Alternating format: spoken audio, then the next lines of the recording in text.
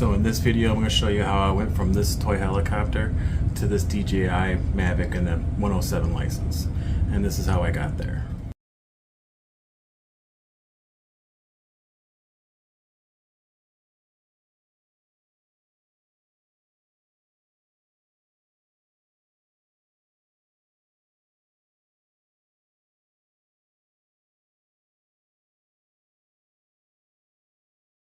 So when I originally started this channel, I actually started this channel to show my friends at work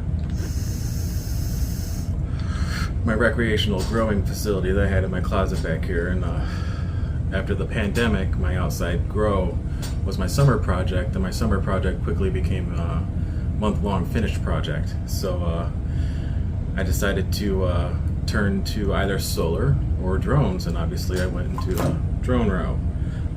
I realized if I sat there and did everything right with solar, it would work perfectly and I have nothing to do. But if I had drones, I could have something to fix, play with, and do with. So I'm starting with the basics here. I got a DJI Air 2, I have a Insta360 Go 2, I have a Hero Black 9, I have a couple of 5-inch 4S, I have a 6S over here on my Go bag, I have a iFlight Nazgul 2.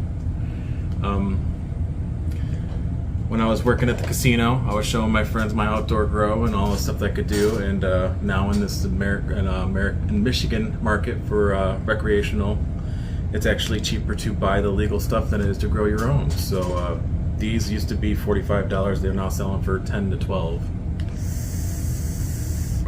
And I am a big proponent and very frequent user of recreational in Michigan. So hi everybody, thank you for joining me. Welcome back if this is your second time back. If your first time, thank you for being here.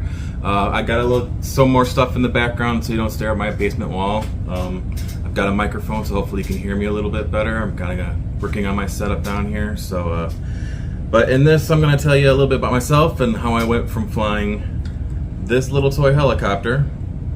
It's a 2013 Protocol Flex 2. I got it from my in-laws. So I got this thing and I had a whole lot of fun with it. It doesn't do a whole lot, but what it does do is it has a camera on it. So this was my very first intro into taking cameras with toy drones. And this thing's battery life was not very good. It also is infrared operated. So this thing would take off on me. This is the controller for it. It has infrared sensors right here, and every once in a great while, this thing would just rocket straight up into the air, and I'd be chasing it and try to catch it, and believe it or not, it still works. It does not fly very well. It will fly up to about 7-8 inches, and I can't get it to go any further, but it still flies around. I haven't flown it in years. It even has little lights, but this thing was a ton of fun. And for a long time, it was just a little thing I had in the closet I played with.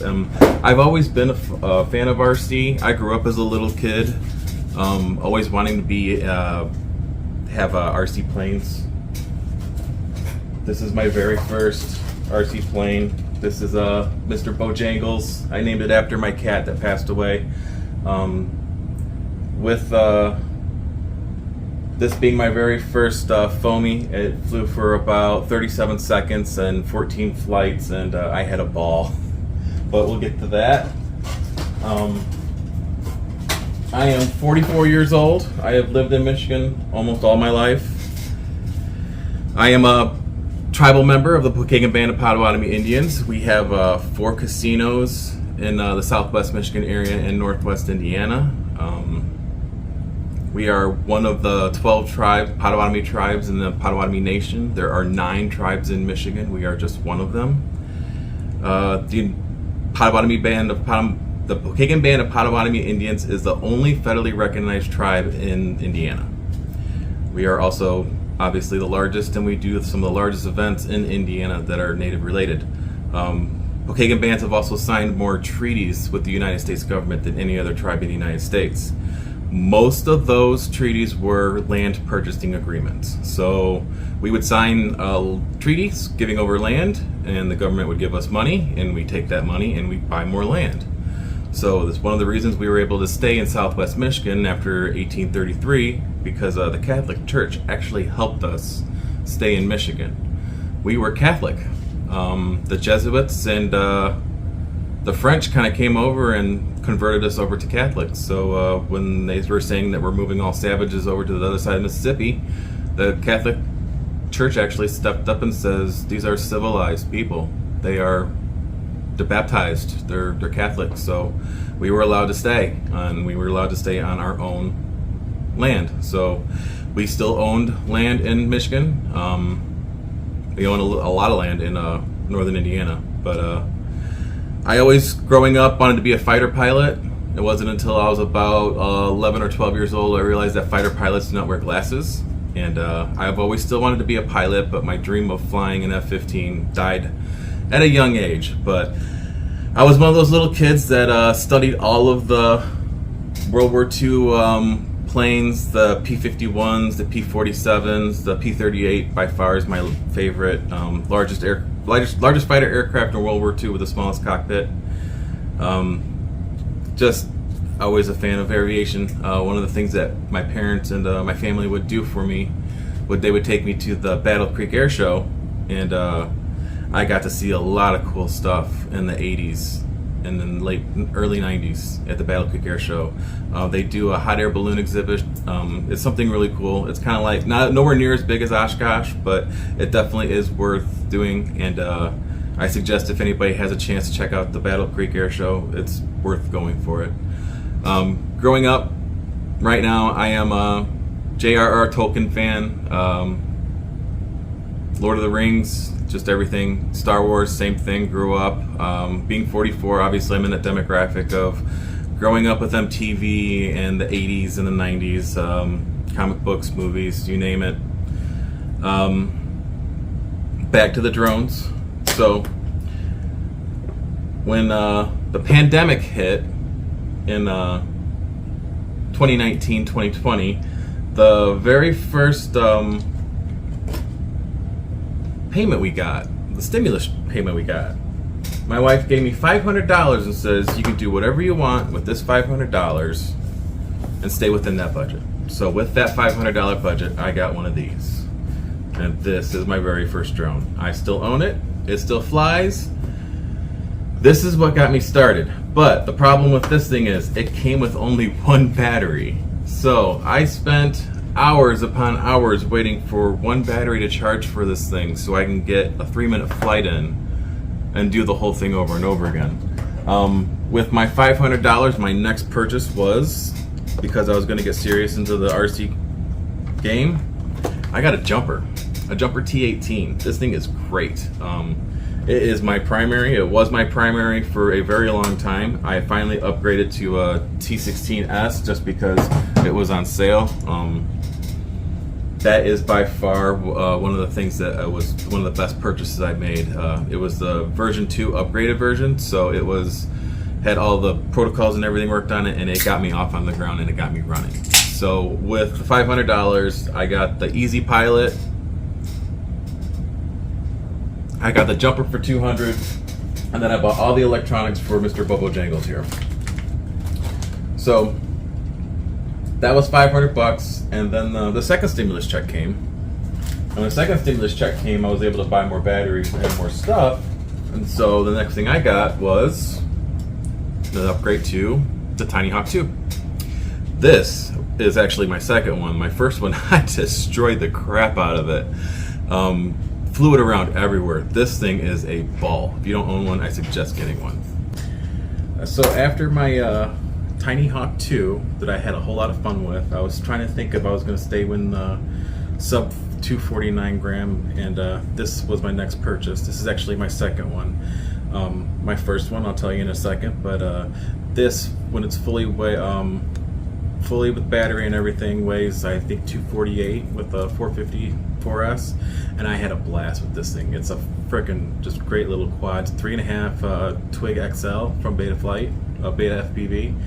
And what actually happened to my first one was I had my first fire. So this is the AIO, and I flipped on my goggles, armed, and smelled electrical smoke, and my first twig went up in smoke and fire. So this one wasn't working. I had my small one dipped in water, so one of the motors was gone. This one caught on fire, so then I decided, you know what, I'm stepping up to the next class, and I bought this Diatone Roma 4F.